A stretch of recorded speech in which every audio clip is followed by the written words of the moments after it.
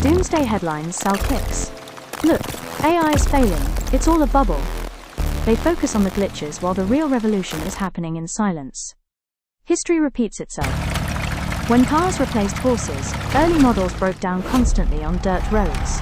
We didn't stop, we built the highway. The goal isn't replacement. It is to offload repetitive, mind-numbing tasks, so human beings can finally focus on creative, complex work.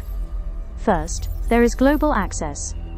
Someone with a simple smartphone in a developing nation now has instant access to top-tier intelligence that was once reserved for the elite. Second, the open source surge.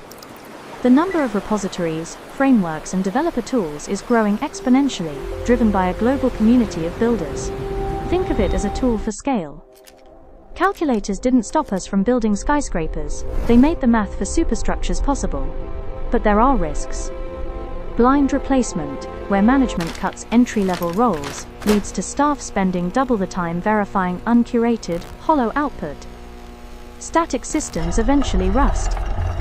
While legacy giants hesitate, the barrier to entry for innovators has never been lower. Where big enterprises deal with heavy legacy code and bureaucracy, micro-studios are building with total greenfield flexibility and speed. We are transitioning away from raw hype and the trough of disillusionment into the slope of enlightenment. At Delivery Pilot School, we focus on bridging the gap between theory and real-world deployment. We build for the actual world, not the hype. Don't just watch the future unfold from the comments section. Join the community, take the tools into your own hands, and let's build together.